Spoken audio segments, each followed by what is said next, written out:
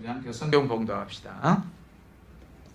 오늘 말씀은 마태복음 13장 1절로 9절 말씀입니다.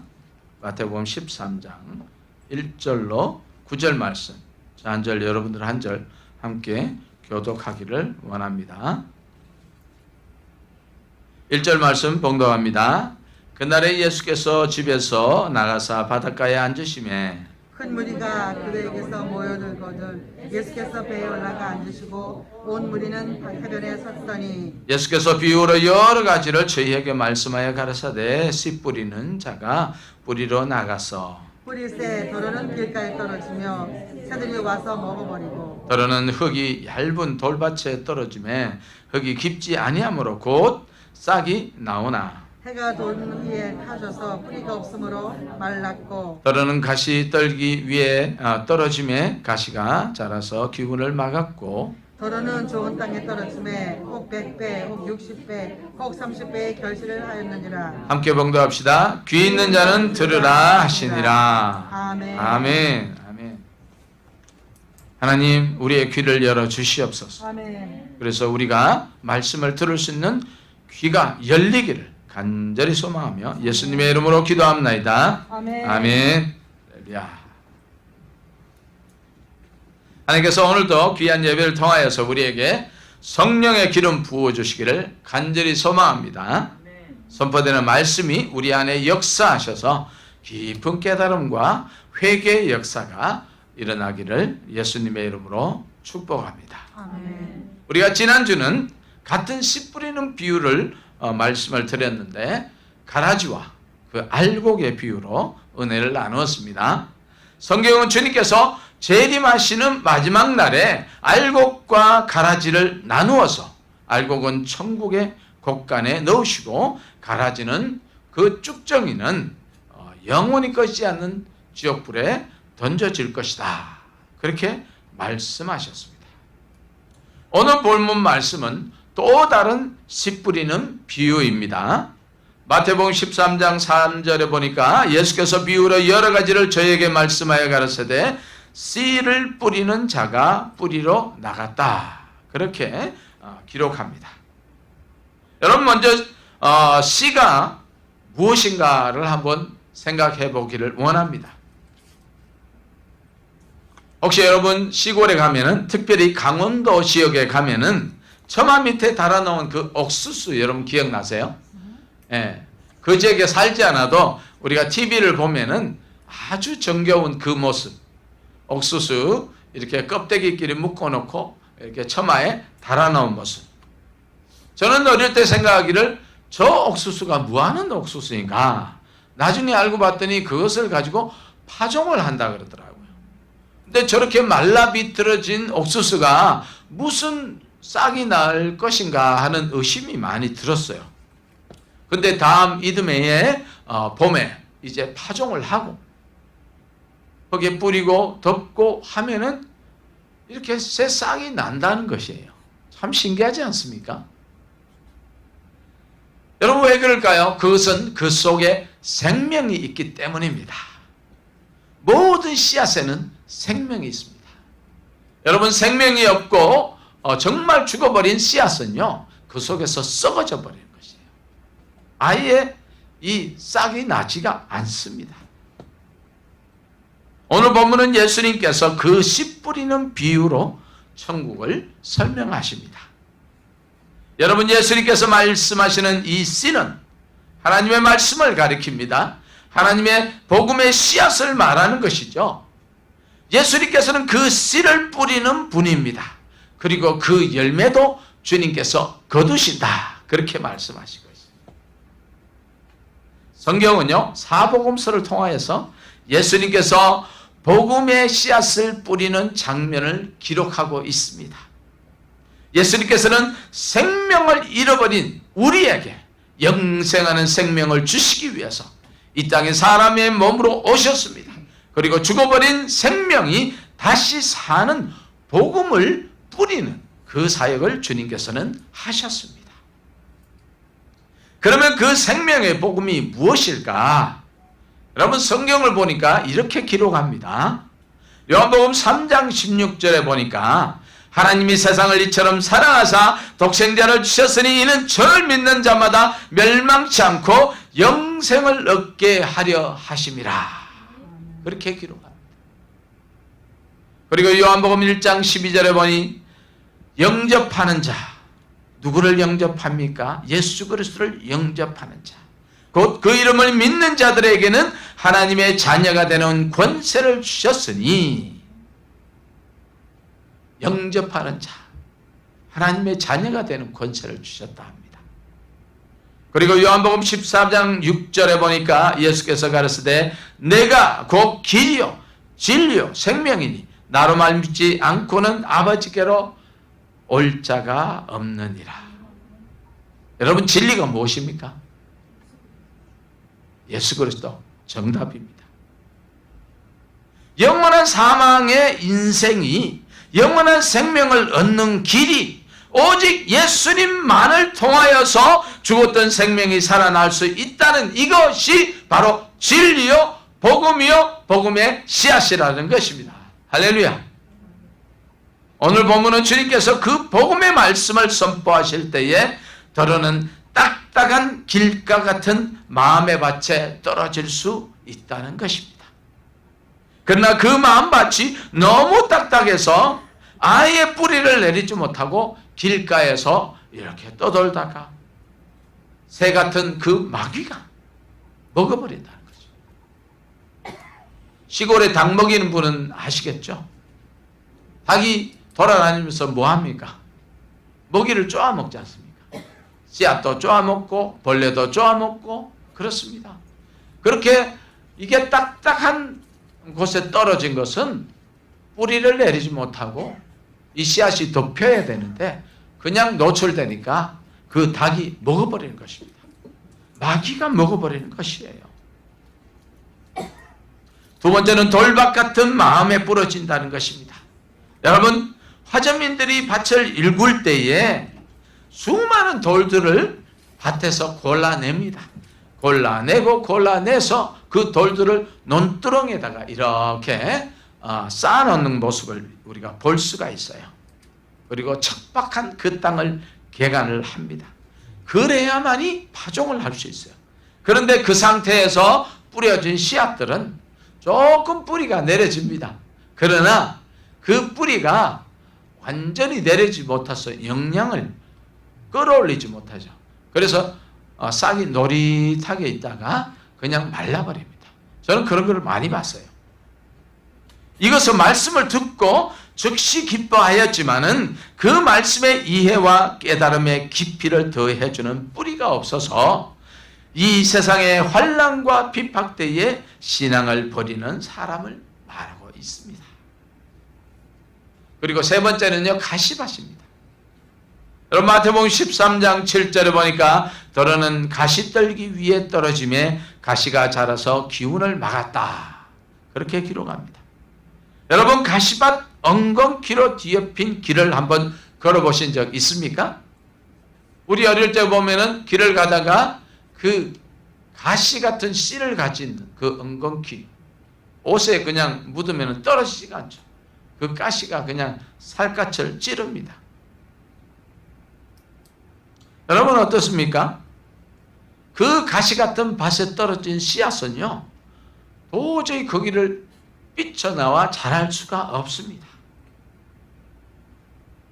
말씀은 받았지만은 좋은 토양이 아니어서 이 세상의 염려와 물질의 유혹이 영적 성장을 완전히 질식을 시켜버려서 결실을 맺지 못하는 그런 마음의 토양을 말씀하고 있습니다.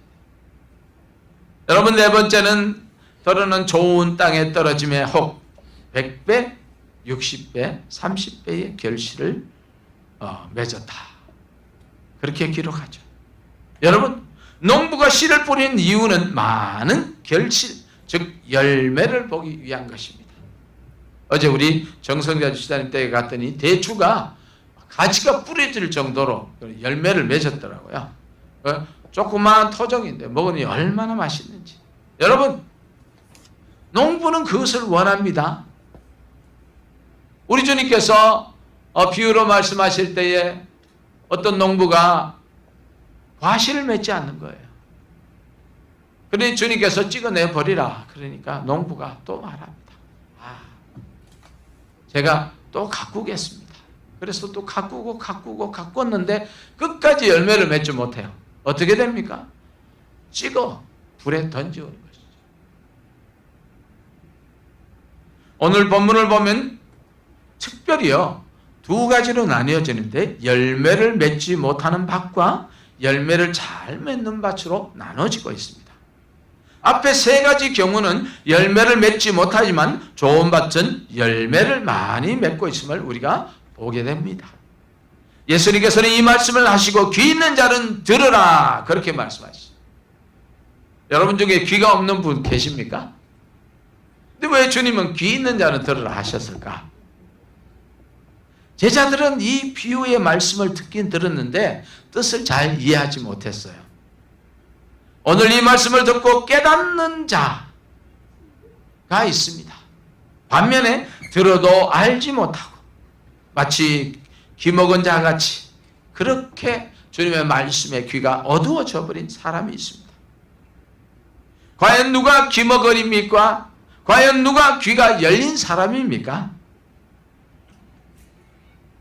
여러분, 이 말씀의 포커스는요, 말씀을 들어 열매를 맺는 마음밭을 가진 사람과 그렇지 못한 사람이 있다는 것을 주님께서는 분명히 말씀하고 있습니다. 그러면 과연 누가 열매를 맺지 못한 사람인가? 그 사람들은 말씀을 듣고 깨달을 수 없도록 장애물을 가지고 있는 사람.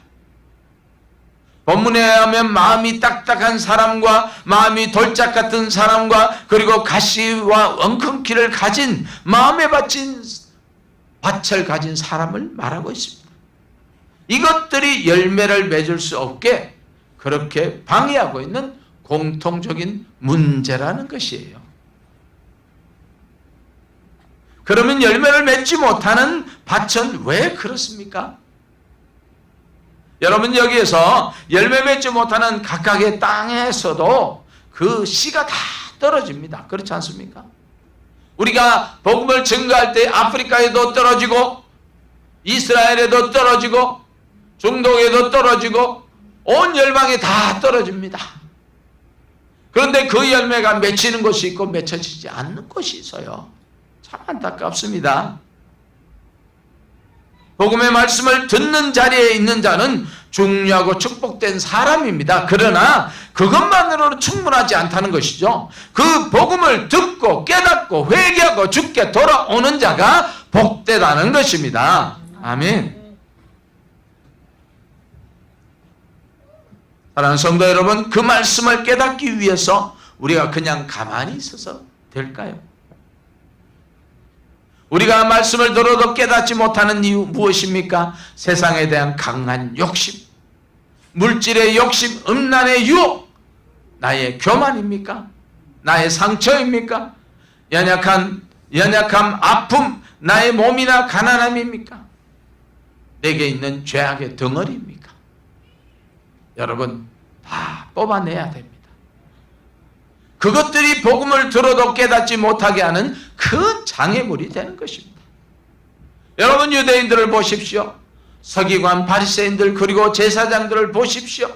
그들은 누구보다 성경에 능통했고 하나님을 잘 알고 잘 섬긴다는 사람들입니다. 그러나 그들 속에 있는 욕심, 욕망이 그들의 눈과 귀를 막아버렸어요.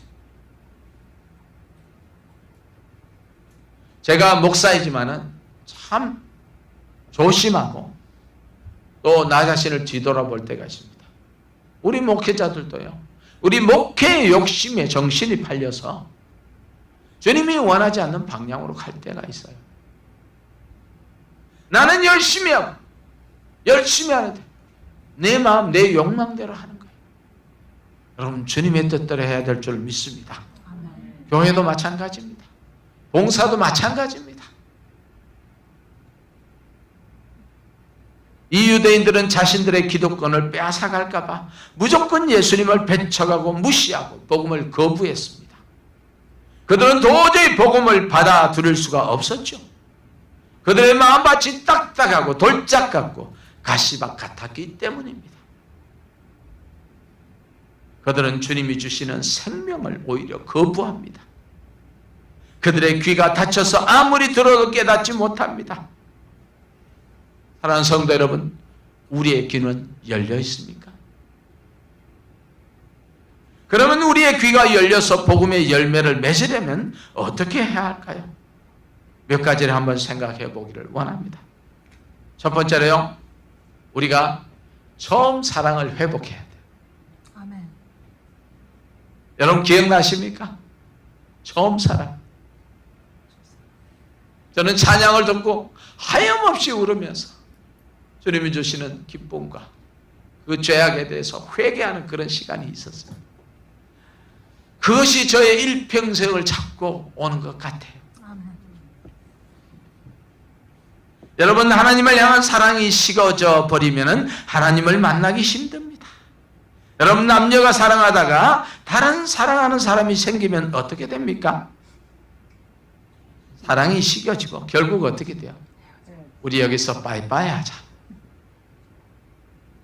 여러분, 주님도 그렇게 하실 겁니까?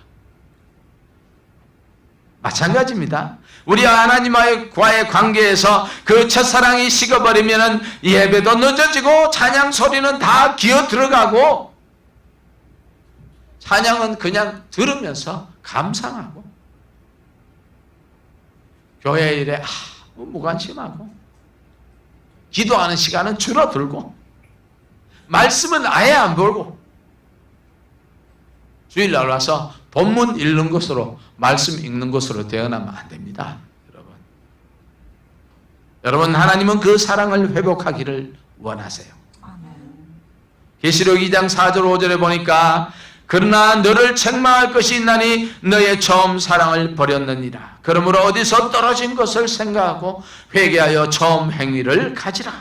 만일 그리하지 아니하면 회개치 아니하면 내가 네게 임하여 내 촛대를 그 자리에서 옮기리라. 주님께서 처음 사랑을 버렸다고 에베소 교회에 책망을 하십니다. 그러므로 회개하라 하시는 것입니다. 처음 사랑을 잊어버린 것이 죄라는 것이에요. 왜 회개합니까? 죄가 있으니까 회개하죠. 주님의 그 사랑을 잊어버리고 그 열정을 잃어버린 것은 죄라는 것이에요. 여러분, 촛대를 옮긴다는 말이 무슨 말입니까? 주신 사명을 뺏어버린다는 것입니다. 우리 대한민국이 지금 그런 위기에 놓여 있어요. 우리가 70년, 80년 그때의 교회의 부흥이 어디에서 옵니까? 어느 교회 부흥에 있다 그러면은 교회가 차를 다 대절해서 다 같이 가서 말씀을 듣습니다. 녹음기를 털어놓고 녹음을 합니다. 노트에다가 일일이 다 적습니다. 그런 열심이 있었어요. 그런데 지금은 어떻습니까? 여러분, 참 안타깝습니다. 어떤 사람이 교회를 짓는데요, 정말 헌금을 하고 싶은데 돈이 없었어요. 일단 작정을 해버렸어요. 그리고는 때가 되어 오는데 도저히 갚을 능력이 없는 거예요. 그래서 안과를 갔습니다. 눈을 팔면은 얼마 준다는 사인을 보고 갔어요. 그래서 수술대에 앉았습니다. 누웠습니다. 그 의사가 물어요. 당신 왜 눈을 팔라 그럽니까? 내가 아무 교회 집사인데 교회를 짓는데 정말 헌금을 하고 싶은데 돈이 없다. 그래서 내가 이 눈을 팔면은 그 돈이 되니까 나는 이 눈이라도 하나님 앞에 드리고 싶다. 그래서 여기 왔다고. 그 의사가 너무 감동을 받았어요. 그 눈은 하나님 앞에 드리십시오. 그 돈은 내가 주겠습니다. 그래서 하나님 앞에 드렸다는 것입니다. 여러분, 이것이 어디서 옵니까? 그 주님을 향한 간절한 마음, 주님을 사랑하기 때문에 내가 주를 위해서 뭔가를 하고 싶은데, 내 몸이라도 드리고 싶은데, 그 열정이 나한테 있었어요. 그래서 그는 나의 등불인 눈이라도 하나님 앞에 드리겠습니다 라고 고백을 하는 것입니다. 여러분 다 그런 열정이 있었지 않습니까? 그런데 그런 열정이 어디 갔습니까? 지금도 그렇게 열정적으로 주님을 섬기고 있습니까? 감사합니다. 사랑하는 성도 여러분, 맡은 자에 구할 것은 충성이다. 열정적으로 주를 찬송하고 예배하기를 원합니다. 여러분, 세상의 일보다 하나님의 일이 더 큽니다. 성령님이 더 큽니다. 그 첫사랑의 불씨를 꺼뜨리지 마시고 회복하시기 바랍니다. 아멘. 이렇게 내 마음밭을 잘 귀경하는 것이 하나님이 사람이 풍성한 열매를 맺을 수 있는 이 마음밭을 가꾸는 것이라는 것입니다. 두 번째는요, 하나님의 약속을 기억하는 것입니다. 창세기에 보면은 야곱이 하나님께 약속합니다. 그가 형 에서를 피해서 밧단 아람 삼촌의 집으로 도망갈 때, 중간에 베델에서 그가 잠을 잘 때에 천사가 사닥다리로 오락내리락하고 그 위를 쳐다보니까 여호와 하나님께서 내려다 보십니다. 그래서 야곱이 깜짝 놀랐습니다. 과연 여기도 하나님이 계시는구나. 창세기 28장 13절로 우리 한번 교독하기를 원합니다. 또 본적이 여호와께서 그 위에 서서 가라사대 나는 여호와니 너의 조부 아브라함의 하나님이요 이삭의 하나님이라. 너 누운 땅을 내가 너와 내 자손에게 주리니. 야곱이 하나님께 약속합니다. 20절 내가 가는 이 길에서 나를 지키시고 먹을 양식과 입을 옷을 주사 나로 평안히 아비 집으로 돌아가게 하시면 여호와께서 나의 하나님이 되실 것이요 내가 기둥으로 세운 이 돌이 하나님의 전이 될 것이요 하나님께서 내게 주신 모든 것에서 10분의 1을 내가 반드시 하나님께 드리겠나이다 하였더라. 아멘. 할렐루야. 정말 멋진 약속입니다. 그러나 야곱이 이제 밧단 아람에서 거부가 되어서 돌아옵니다. 그때에 그의 모든 포커스는 이 머리에서 애써 자기의 형을 피하는 것밖에 없었습니다. 야복강에서 죽을까봐 하나님 앞에 기도하면서 천사와 씨름할 때에 내게 축복하소서 축복하소서. 그게 뭡니까? 나를 살려주십시오. 그리고 에서가 그렇게 확진적으로 만났음에도 불구하고 에서를 또 피하려고 가다가 세겜 땅까지 갑니다. 그래서 거기서 무슨 일이 났습니까? 하나밖에 없는 딸, 그 딸이 강간을 당합니다. 그것으로 인해서 두 아들이 그 세겜 땅의 모든 남자들을 쳐 죽이는 살인자가 되어서 도망을 가게 됩니다. 그때서야 야곱이 하나님께 약속한 그 약속을 기억을 합니다. 그래서 베델로 올라가게 됩니다. 모든 우상을 버리고 베델로 올라가게 되는 것입니다. 한나가 하나님 앞에 약속을 했습니다. 정말 어렵게 얻은 아들 사무엘을 젖되자마자 하나님의 성전에 바쳐버립니다. 그 이유가 어떻게 됐습니까? 한나에게는 또 다른 많은 자녀를 하나님께서 주셨습니다. 그 복을 받았습니다. 아브라함은 어렵게 100세에 얻은 아들을 하나님께서 야속하게도 네 아들 이삭을 모리아산에 가서 바쳐라. 제물로 바쳐라. 죽여라. 그렇게 합니다. 여러분, 심정이 어떻겠습니까? 그런데 아브라함은 아무 대꾸하지 않습니다. 자신의 아내에게도 말하지 않습니다. 그리고는 정말 그 이삭을 잡아서 죽이려고 칼을 들 때에 하나님께서 깜짝 놀라서 아브라함아 아브라함아 부르시죠. 하나님께서는 그 아브라함의 후손을 400년 동안 그 애굽에 종살이하고 400년 이후에 큰 민족으로 나오게 하리라. 가나안 땅으로 들어가기라 하리라. 그 약속을 하나님께서는 지키십니다. 하나님께서는 이 약속을 지키세요. 하나님께서는 우리가 하나님 앞에 약속한 것도 지키시기를 원하신 줄로 믿습니다. 여러분 혹시 하나님 앞에 약속한 것이 있습니까? 이것을 서원이라고 하죠. 여러분 그 서원을 지켰습니까? 하나님은 그 약속을 찾으십니다. 여러분 기억하시고 드리시기를 바랍니다. 세 번째로 기도의 회복입니다. 예배의 회복입니다. 우리가 기도를 생각할 때 한 세 가지로 볼 수 있는데 첫 번째는요, 그 기도의 양입니다. 양. 우리가 처음 믿으면은 기도할 때 기도할 줄 몰라서 겨우 주기도나 외우고 신앙 고백이나 외우고 그렇게 합니다. 그러다가 기도는 하나님과 대화하는 것이다 하면서 기도하다 보니까 정말 하나님과 깊은 대화를 해서 시간 가는 줄 모르고 그렇게 하나님과 기도할 때가 있었습니다. 지금은 어떻습니까? 그렇게 기도하십니까? 여러분 인간이 살아가는데 그 먹어야 되는 양이 있어요. 우리 정의영 권사님 지금 병원에 계신데 음식을 거부한답니다. 그래서 드시지를 않는데요. 그러니까 이렇게 너무 야외서 정말 너무 보기 힘들 정도로 그렇게 그런 상황이 있다. 여러분 그렇습니다. 못 먹으면 야위는 거예요. 우리의 영혼도요, 먹지 못하면 야. 우리가 말씀을 먹지 않고 하나님과 기도해서 대화해서 그 공기를 먹지 않으면, 호흡을 하지 않으면 우리의 결말은 어떻게 됩니까? 마귀에게 잡아먹히게 됩니다. 운동선수가 훈련량을 다 채우지 못하면 어떻게 됩니까? 경기할 때 성적을 낼 수가 없어요. 몸이 다치게 됩니다.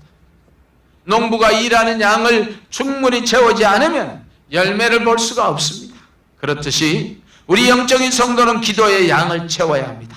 그래야 영이 강건하게 되는 것이죠. 일주일 내내 가도 기도 몇 마디 하지 않는 그 사람이 여러분 과연 성도인가? 하나님의 사람인가요? 우리는 영적인 호흡인 기도의 양을 채워야 합니다. 여러분 다니엘은 늘 기도하는 사람이었습니다. 그러나 하나님의 약속을 붙들고 70년이 지나면 우리 민족이 이제 돌아가리라 하는 그것을 붙잡고 간절히 기도할 때에 하나님께서 그 소원을 이루어 주십니다. 사랑하는 성도 여러분, 우리의 기도가 우리를 살리고 자녀를 살리고 교회를 살리고 하나님의 나라를 확장하는 데 쓰임받을 수 있습니다. 그래야만이 우리의 이 마음의 밭이 옥토가 되어서 그렇게 열매를 맺을 수 있는 것입니다. 여러분 다음은 기도 장소입니다. 예수님께서 그런 말씀하시죠. 내 집은 만민이 기도하는 집이다. 제가 어릴 적에는 학교 갈 때 교회 들렀다 기도하고 가고 또 학교 갔다 올 때 교회 들렀다 기도하고 그렇게 했습니다. 왜 그렇습니까? 교회와 우리 집이 담이 붙었기 때문에 너무 가까이 있어서 그래 할 수 있었습니다. 저만이 그렇게 하는 것이 아니었어요. 조금 뭐 떨어진 우리 친구들도 그렇게 했습니다.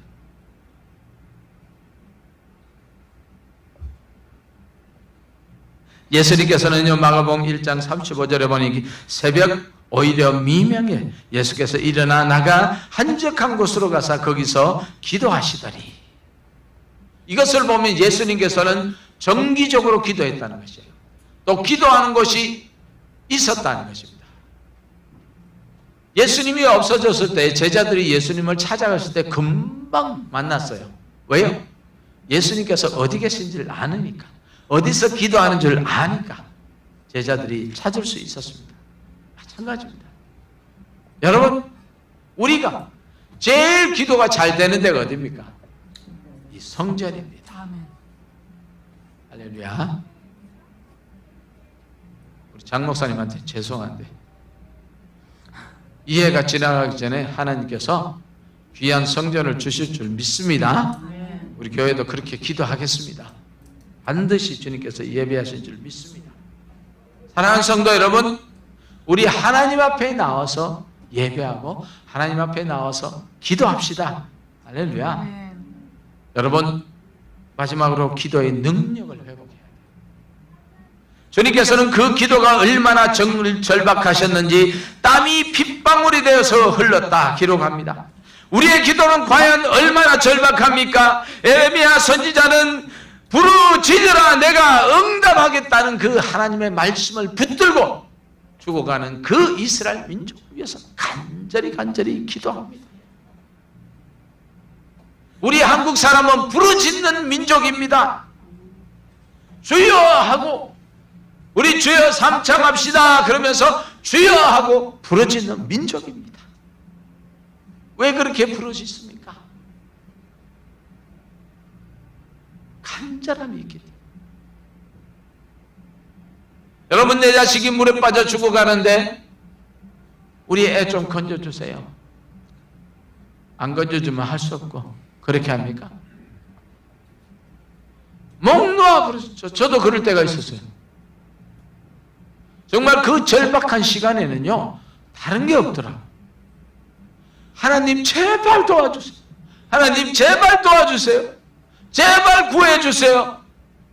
목숨만 살려주세요 하는 그 기도가요 저절로 아무도 듣는 사람이 없는데도 고래고래 고함을 지르면서 기도하게 되더라고요. 영혼을 향한 간절한 마음이 있습니까? 부르짖게 됩니다. 우리 주님 앞에 부르짖게 되기를 원합니다. 성전이 떠나가지고 고래고래 고함을 지르면서 목에 핏대를 세워가면서 우리가 기도해야 합니다.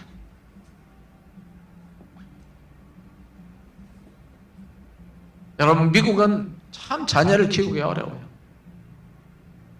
어릴 때 교회 잘 다니나 했더니 대학 가니까 그냥 믿음이 어디 갔는지, 교회는 어디 갔는지 이렇게 어려운 때입니다. 비단 미국뿐만이겠습니까? 도처에 죄악이 도사리고 있습니다.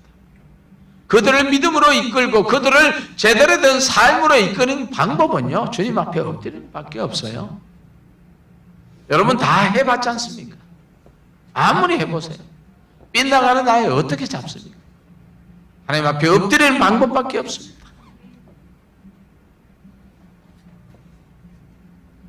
여러분, 그 기도가, 그 능력의 기도가 우리가 회복을 해야 합니다.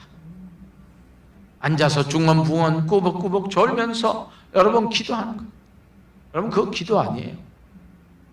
기도하는 척 하는 것입니다.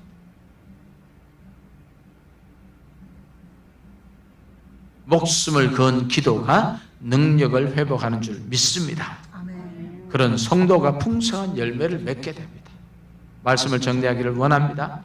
주님께서 열매를 맺는 밭과 열매를 맺지 못하는 밭이 있다고 말씀합니다. 누구나 다 구원받고 천국의 백성이 되지 못한다는 것이에요. 복음의 씨앗이 우리의 마음밭에 떨어졌지만 딱딱하고 돌 같아서 갇혀 있던 물 같아서 모든 기운을 막아서 열매를 맺을 수 없다고 말씀합니다. 그러나 부들부들하게 잘 갈려져 있는 그 옥토와 같은 그 밭에는 금방 싹이 나고 열매를 맺게 된다. 그래서 100배, 60배, 30배의 결실을 맺는다고 주님께서 말씀하고 계십니다. 우리의 마음밭은 어떤 밭입니까? 딱딱합니까? 돌짝밭 같습니까? 가시밭입니까? 말씀의 곡괭이로 파 뒤집어야 합니다. 말씀의 마음에 응어리진 모든 상처를 걷어내야 합니다. 예수 그리스도의 보혈로. 그것으로 남을 쿡쿡 찔러서는 안 돼요. 가시 같은 마음 다 걷어내시고 부드럽고 촉촉한 땅으로 기경해야 합니다. 우리 안에 있는 모든 죄악들을 다 예수 그리스도의 보혈에 씻어내야 합니다. 사랑하는 성도 여러분, 주님과의 첫사랑을 회복합시다.